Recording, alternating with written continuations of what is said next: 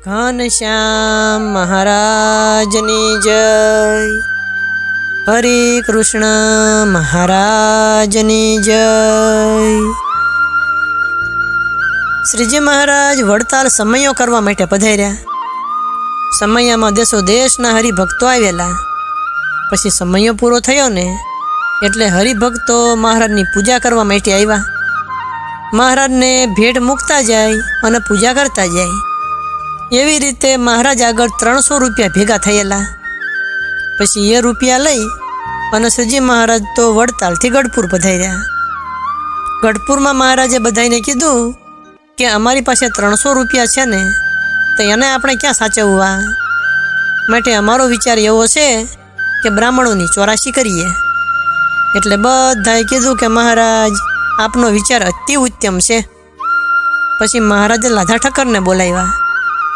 મહારાજ કે લાધા ઠક્કર, આપણે બ્રાહ્મણોની 84 કરવી છે ને, એમાં 300 રૂપિયા વપરાય એ પ્રમાણે આયોજન કરો। અડધો રૂપિયો વધે નહીં અને ઘટે પણ નહીં। લાધા ઠક્કર કે બહુ સારું મહારાજ। પછી બ્રાહ્મણોની 84 કરી। હવે 84 પૂરી થઈને એટલે મહારાજે લાધા ઠક્કરને કીધું। મહારાજ કે લાધા ઠક્કર, હિસાબ લાવો હિસાબ। આવી રીતે 4 વખત કીધું ત્યારે લાધા ઠક્કર હિસાબ લખીને આવ્યા। હિસાબ જોયો તો 400 રૂપિયાનો ખર્ચો થયેલો। મહારાજ લાધા ઠક્કર, આ તમે શું કર્યું? 400 રૂપિયાનો ખર્ચો થયો? અમે તમને કીધું તું કે 300 રૂપિયાનો ખર્ચો કરજો, એમાં અડધો રૂપિયો વધે પણ નહીં અને ઘટે પણ નહીં, અને તમે આ શું કર્યું? 400 રૂપિયા વાપરીને બેઠા। અમારે તો અડધા રૂપિયાનું દેવું અમારી માથે હોય, અથવા તો અમારી પાસે અડધો રૂપિયો વધ્યો હોય તો પણ અમને ઊંઘ આવે નહીં, કથા સાંભળવાનું પણ સુખ આવે નહીં, અને આ 100 રૂપિયા અમારે ક્યાંથી આપવા? એવી રીતે લાધા ઠક્કરને મહારાજે ઘણો ઠપકો આપ્યો। પછી મહારાજ સભામાં પધાર્યા। સભામાં મહારાજે કથા વંચાવવા માંડી। તે બોટાદના અદો શેઠ હતા ને, મહારાજના દર્શન કરવા આવ્યા।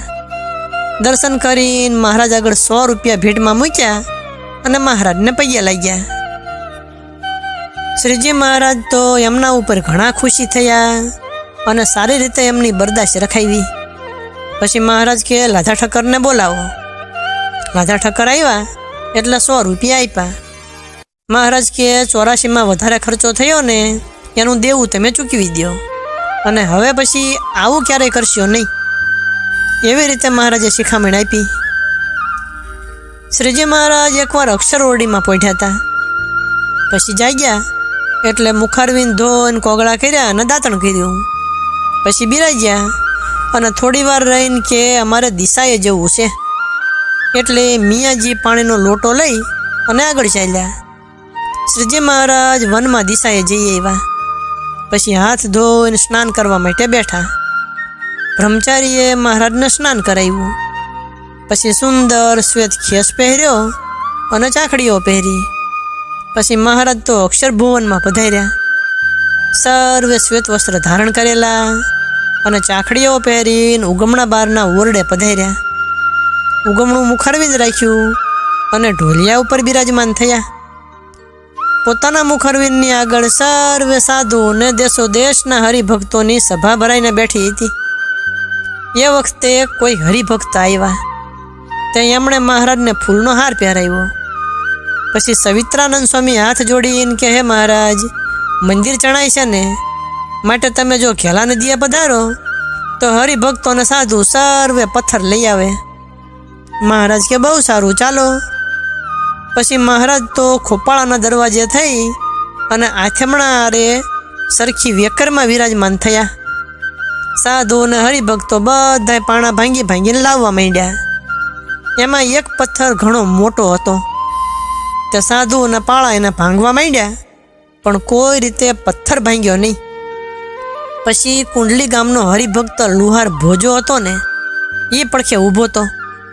તે એને મનમાં સંકલ્પ થયો કે મને જો હાથમાં ઘણ આપે તો આ પથ્થરને ભાંગું।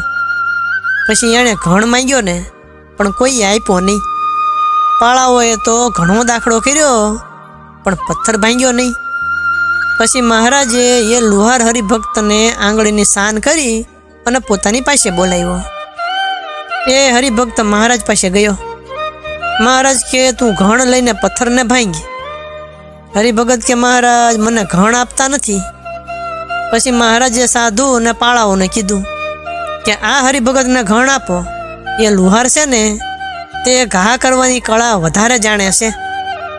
પછી એ લુહારે પાણો ફેરવી અને હાથમાં ઘણ લીધો અને ઉપાડીને એક જ ઘા કર્યો ને ત્યાં પથ્થરના 4 ટુકડા થઈ ગયા. શ્રીજી મહારાજ તો આ જોઈને ઘણા રાજી થયા અને બથમાં ચાંપીને લુહારને મળ્યા. આવી રીતે સૂર્યાસ્ત થયો ત્યાં સુધી મહારાજ નદીએ રહ્યા અને બધાને દર્શન દીધા. પછી મહારાજે કામ બંધ રખાયું.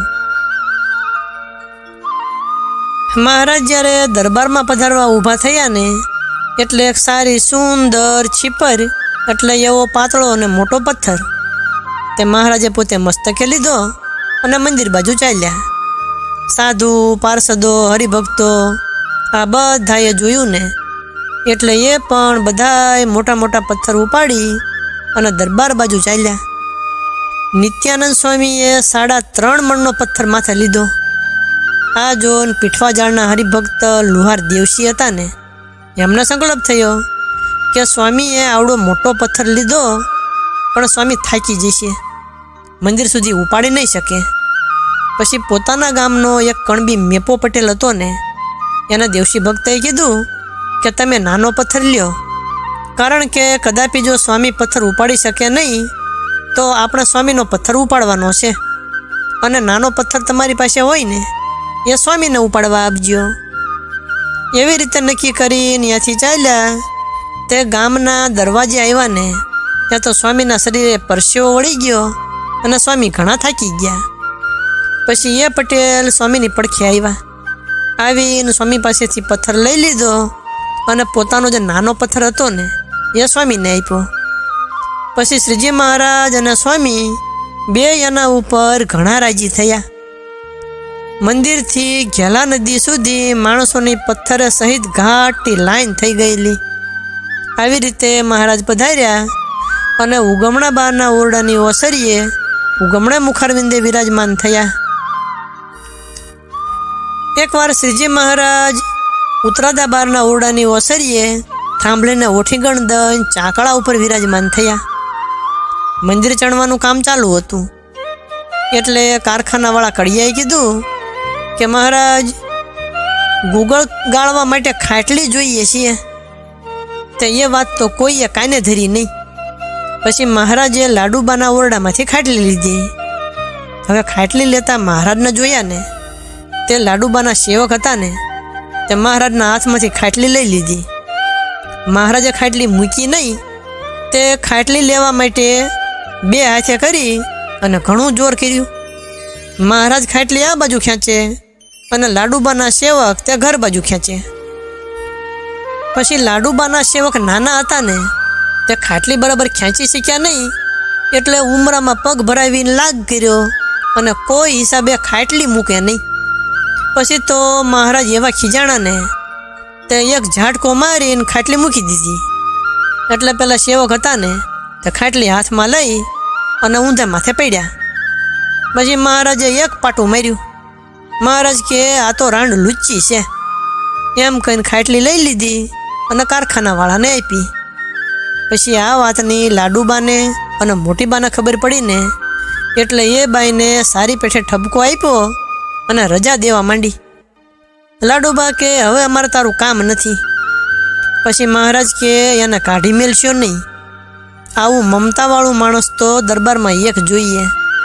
આવા મમતાવાળા માણસ હોય ને તો જ નાના મોટા પદાર્થો અને બધી વસ્તુઓ સચવાય. એમ કહીને એ બાઈને સેવામાં રાખી. પછી ઠાકોરજીની સંધ્યા આરતી થઈ એટલે મહારાજ તો અક્ષરવડીમાં વિરાજમાન થયા. મહારાજની આગળ ગોપાળાનંદ સ્વામી, નિત્યાનંદ સ્વામી, બ્રહ્માનંદ સ્વામી, ચૈતન્યાનંદ સ્વામી આ બધા સંતો બેઠેલા. પછી રાતના 11 વાગ્યા ત્યાં સુધી સભામાં વાતોનો પ્રસંગ ચાલ્યો. પછી મહારાજે બધાને ઉઠવાની આજ્ઞા આપી એટલે બધાય ઉઠ્યા. એવામાં દર્શને આવતા દામોદરને ડેલી પાસે એક વૈરાગી મળ્યો. દામોદરને દીન વચનથી કીધું કે હું માંદો છું અને મને ભૂખ ઘણી લાગી છે. દામોદરે સાંભળ્યું ને તે એમણે જાણ્યું કે અત્યારે અડધી રાતે કોણ ખાવાનું આપશે. પછી એમણે આઈડિયા કર્યો કે મહારાજનું નામ લઈને જો કહું તો લાડુબા જમવાનું આપશે. પછી એમણે લાડુબા પાસે અને મોટીબા પાસે જઈને કીધું કે મહારાજને ભૂખ લાગી છે ને તે કાંઈક જમવાનું આપો. એટલે લાડુબાઈએ બાજરાનો રોટલો અને તાંદળિયાની ભાજી તૈયાર કરી અને દામોદરના હાથમાં આપી.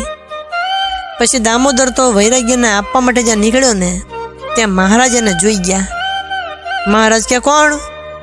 દામોદર કે મહારાજ એ તો હું દામોદર. મહારાજ કે હાથમાં શું છે? દામોદર કે મહારાજ રોટલો લઈ જાઉં છું. મહારાજ કે અમારી પાસે લાય, અમારે ખાવો છે. પછી મહારાજ ત્યાં જમવા બેઠા. મહારાજ કે એટલે અત્યારે તું રોટલો ને ભાજી ક્યાંથી લઈ આવ્યો? દામોદર કે મહારાજ એક માંદો વૈરાગી ડેલી આવ્યો છે ને તે ઘણો ભૂખ્યો હતો એટલે તમારું નામ દઈને મોટીબા પાસે રોટલો કરાવ્યો છે. પછી મહારાજ તો ચોથી રોટલો જમ્યા અને બાકીનો રોટલો ને ભાજી દામોદરને આપ્યા. મહારાજ કે જાઓ એ વૈરાગીને જડ જમાડી દો. પછી એણે ભાજીને રોટલો વૈરાગીને જમાડ્યો અને એને જળપાન કરાવ્યું. પછી દામોદરને તેડી અને મહારાજ વૈરાગીને દર્શન દેવા ગયા. દર્શન દઈને અક્ષરવોડીએ પધાર્યા અને જ્યાં 4 ઘડી રાત્રિ ગઈ ને ત્યાં તો ખબર કઢાવી તો એ વૈરાગીએ દેહ મૂકી દીધેલો. પછી મહારાજ દામોદરને કે સવારે એની અંતિમ ક્રિયા કરાવજો. એમ કહીને મહારાજ પહોંચ્યા અને વૈરાગીને અક્ષરધામમાં લઈ ગયા. એ અલૌકિક આશ્ચર્ય એ જ રાતે સજી મહારાજે દામોદરને બતાવેલું. હવે સદગુરુ શ્રી ગોપાળાનંદ સ્વામી કૃત મહારાજની લીલાની બીજી જે કથા તે આપણે આગળ કહીશું. અત્યારે કથાને વિરામ આપીએ. બોલો સ્વામિનારાયણ ભગવાનની જય.